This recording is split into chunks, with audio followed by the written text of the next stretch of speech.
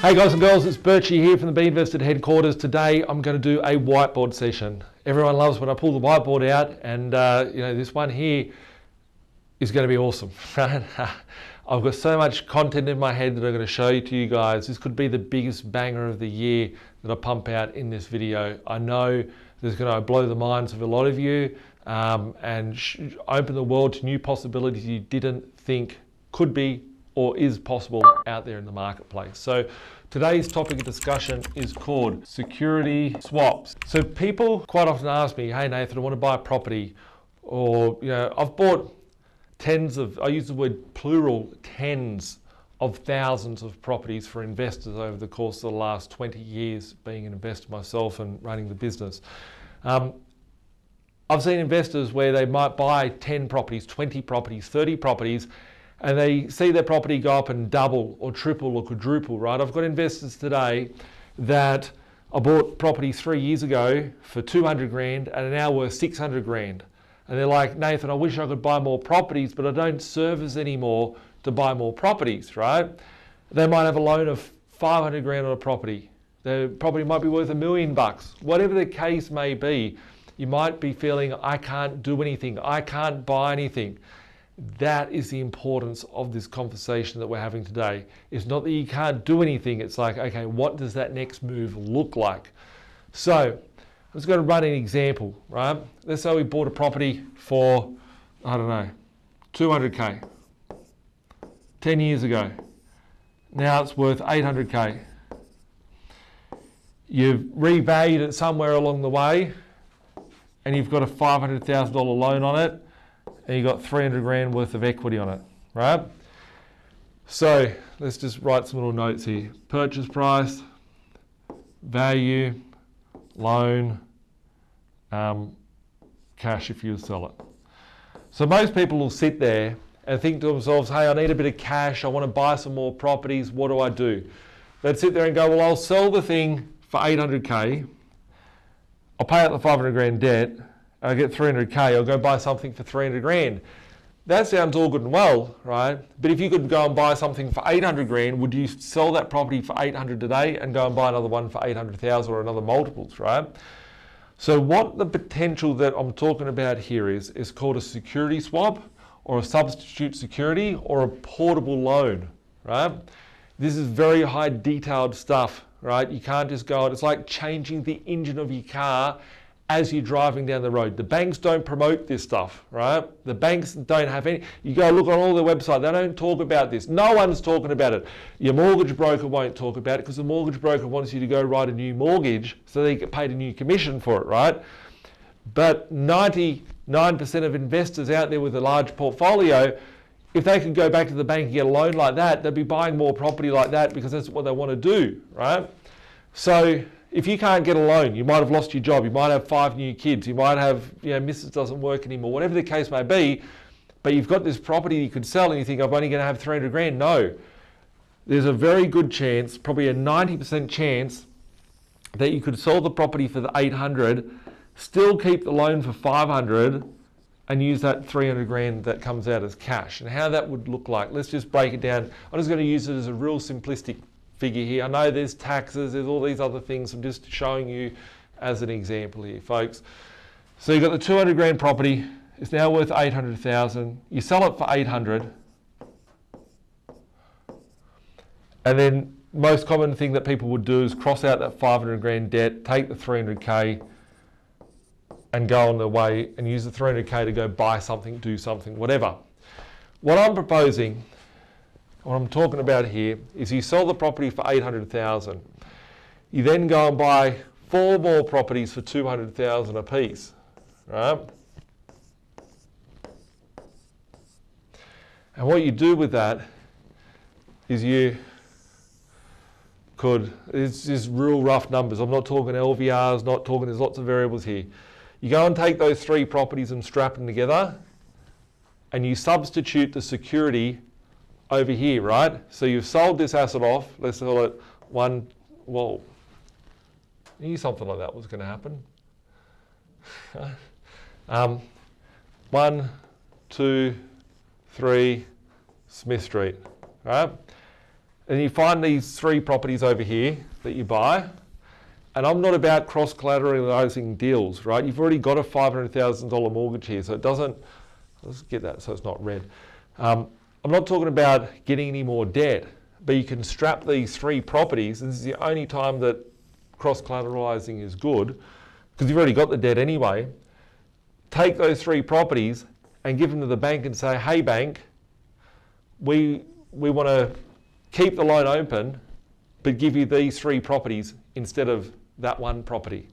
The bank will say, well, we want an 80% LVR, just like your original loan, so you have to put 100 grand in. So on this case, you might have 100 grand, so you might have 200 grand left over. Just talking real rough numbers here, right?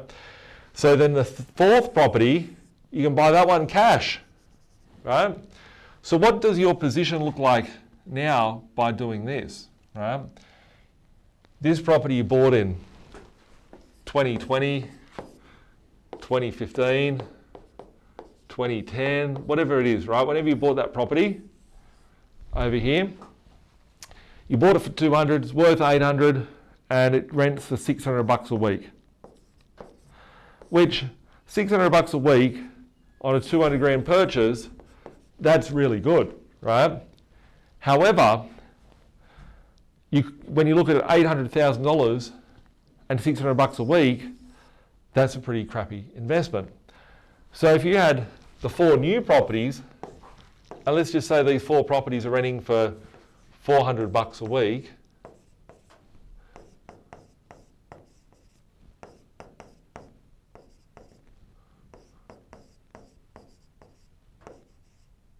so by changing your position, you sell the 1 property, you replace it with 4 new properties. These rents here, 4 4s, $1,600 per week. You're currently getting 600 bucks a week. You sell off that property. You get these 4 properties that are renting for 1,600 bucks a week. You add that into your portfolio. You're now $1,000 per week better off.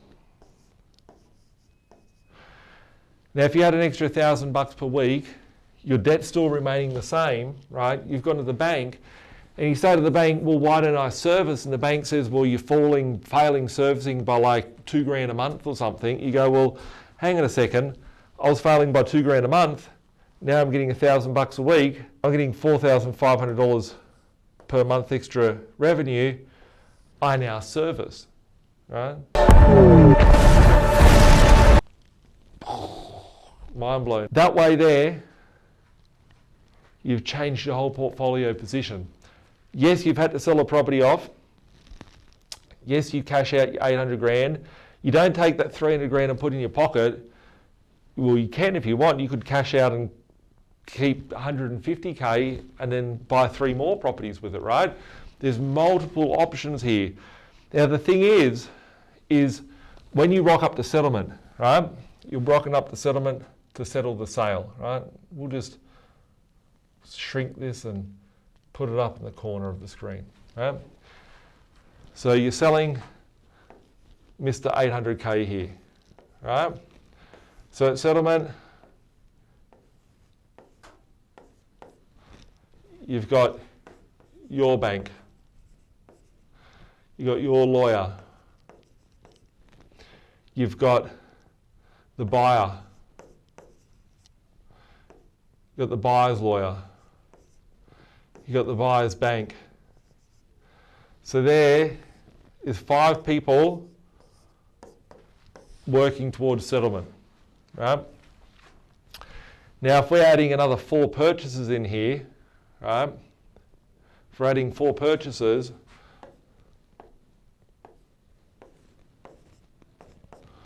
we've got those 5 people that are there. Then you got the seller's bank, you got the seller's lawyer, you got the seller just in general, right?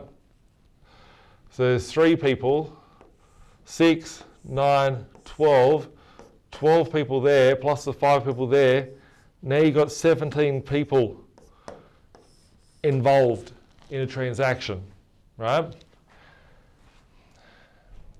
We don't, right? Because you might use your same lawyer over here, but you've got 4 more transactions for your lawyer, right? So there's 4 more legals there. So really you're 21 transactions going through at once, 21 people or 21 touch points in that transaction. So you need to make sure that all those 21 people, 17 people, whatever you think it looks like, they all need to turn up at the same time, the same place, the same minute for it to execute. Right? So if this seller over here, seller number 2, so you're replacing it with 4 properties, his bank isn't ready, well then there's 20 people that are sitting there waiting for it to happen. That deal could all collapse every other part of the transaction if it doesn't go through, right? So you need to make sure that as you're doing this transaction, all these 4 properties, that you have all the lawyers on the same page, all the right clauses, terms, conditions, the right people, it's being strategically navigated through, right? Your broker isn't going to help you because the broker doesn't get paid for it, right? So I've never seen anyone look through the history of YouTube anywhere out there. No one's talking about security swaps, portable loans, and going into the depth of rechanging your portfolio, yeah? But I guess, right, if we look out there, there's 172 people with 20 properties in their portfolio, ATO statistic, 2,500 people with 10 or more properties in their portfolio, and 20,000 people with 6 or more properties in their portfolio. Very small numbers, right? I know half of the 10 plus people, right? I could pick up the phone to them now. Out of the 172 people, I know at least 150 of those people, maybe even more, I could pick up the phone and call them right now, right? And out of those 150 people, 10 of those people, 20 of those people are probably doing YouTube videos talking about it, right? Because they were one of my clients back in the past. They've worked for me before in the past, right? To get those people to those portfolios, they don't just wake up and they're like, oh, wow, I just got 20 properties, I just got 50 properties, right? It's strategy, it's, you know, it's processes, it's different things you need to put into perspective. This here is sophisticated as fuck, right? I reckon if someone tried to do it, they'd hurt themselves along the way. But it's something that works very well. I've seen so many people really propel their portfolio and push themselves into the next stage of their journey, right?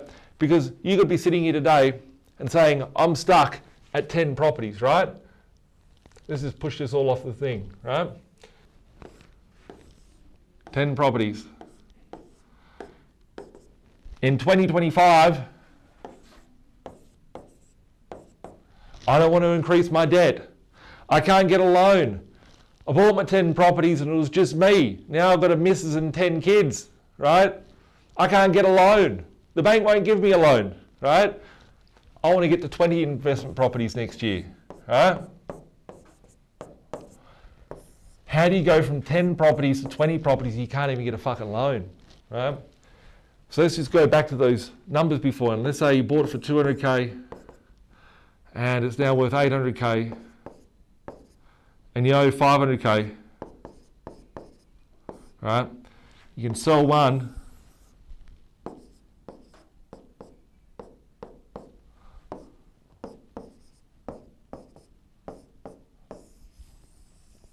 by 4, right? You got 10 of these fuckers. What's the chance of those 10 properties you bought for 200 that went to 800? What's the chance of it even doubling? It's gone up 4 times, right? 4 times to go from there. What's the chance of it 4 times again to go to 1.6, $3.2 million? You think your shitbox amount drill is going to go from to $2 million? Probably not, right? Let's say it doubles. It goes from 800 to 1.6. Do you see that happening in the future? No, right? Well, it's done a good chunk of its position. If you work out and go, hey, I'm going to sell that thing and I'll buy 4 more. So out of 7 properties, 10 properties, sell 3, you're still left with 7, right? Out of those 3 properties, you replace them with 4 each. 4 times 3 is 12.